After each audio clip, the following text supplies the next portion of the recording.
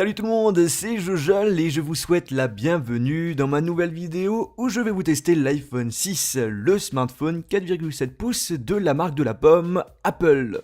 Je vous rappelle qu'il y a deux nouveaux iPhones cette année, l'iPhone 6 qui possède un écran de 4,7 pouces et l'iPhone 6 Plus avec un plus grand écran, 5,5 pouces. Alors ils ont chacun les mêmes caractéristiques sauf un écran différent et une batterie différente.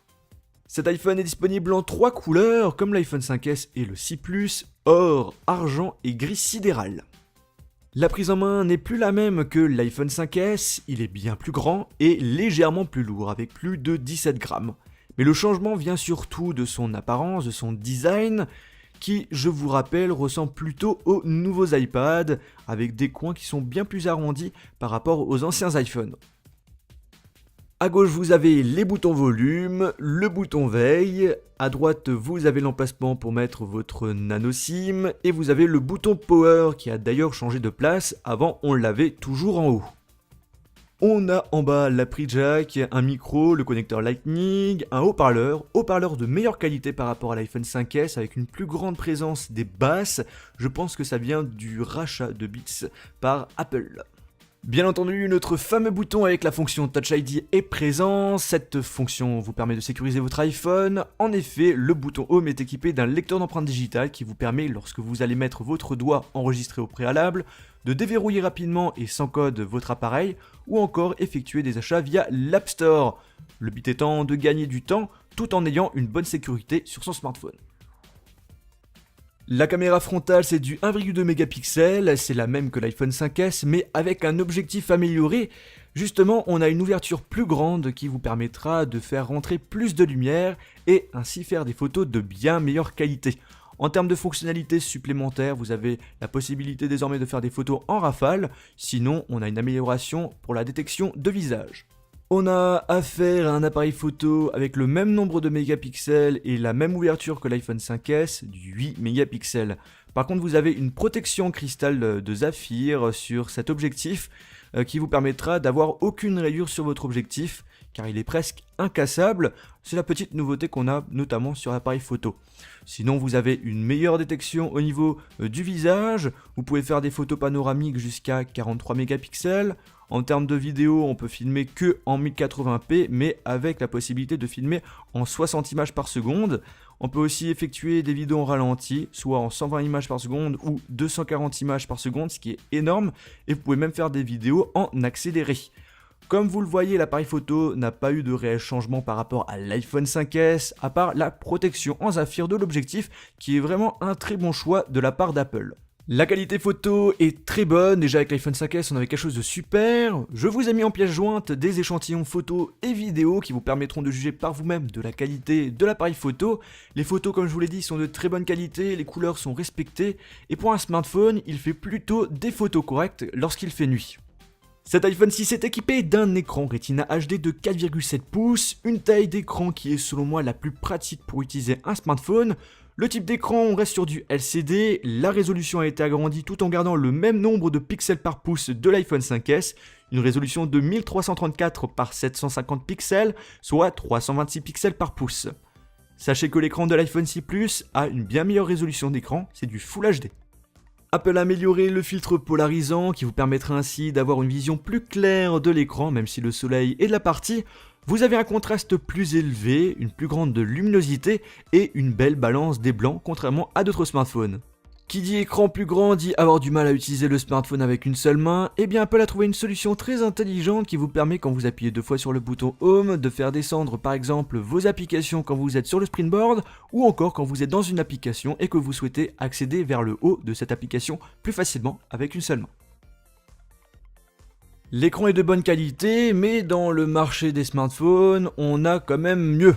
Par contre, j'apprécie beaucoup le fait qu'Apple ait grandi son écran, car c'est bien mieux d'avoir un plus grand écran pour regarder des films, pour naviguer sur internet, et plus pratique pour jouer à des jeux. Et notez justement que la partie graphisme pour jouer avec cet iPhone 6 sont excellents, comme la plupart des smartphones aujourd'hui.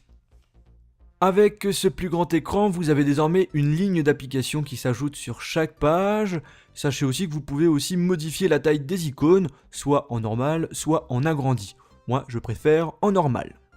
En termes de caractéristiques, nous avons un processeur A8 64 bits, 1,4 GHz, 2 cœurs, 50% plus rapide que l'iPhone 5S et 84% plus rapide dans les tâches qui concernent l'affichage graphique.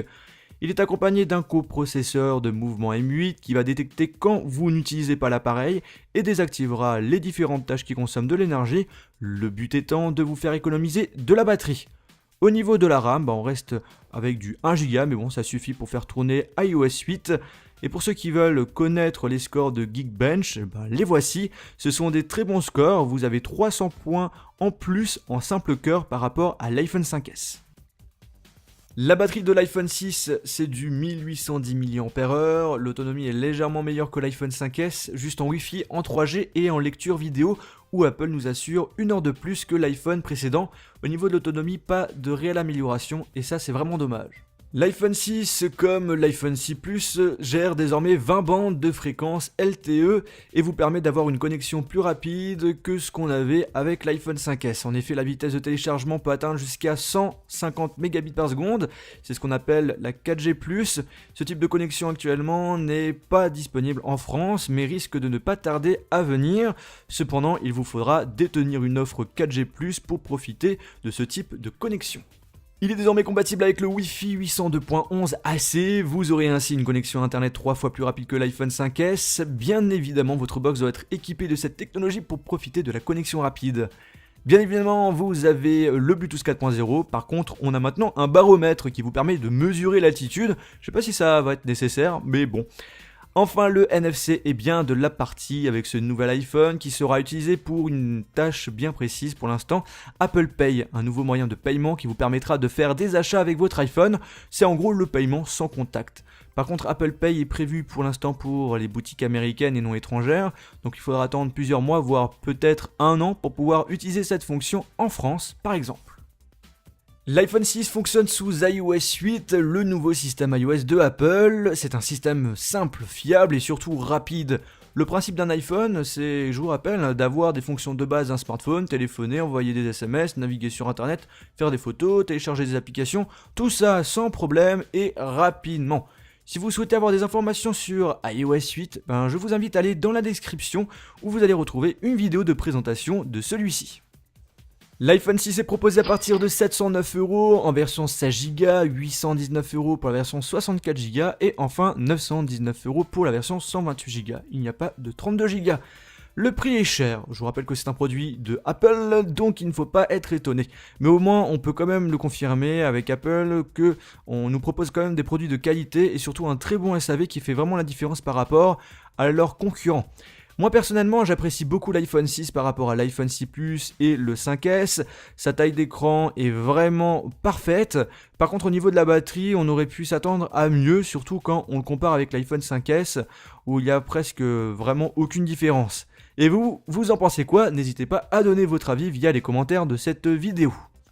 Ma vidéo de test est terminée, je vous invite à découvrir toutes mes autres vidéos sur l'iPhone 6 en allant dans la description. Alors j'espère que cette vidéo vous a plu, on se retrouve dans une prochaine vidéo iOS ou Android sur ma page Facebook, Twitter, Google+, et n'oubliez pas de vous abonner sur ma chaîne YouTube. Salut!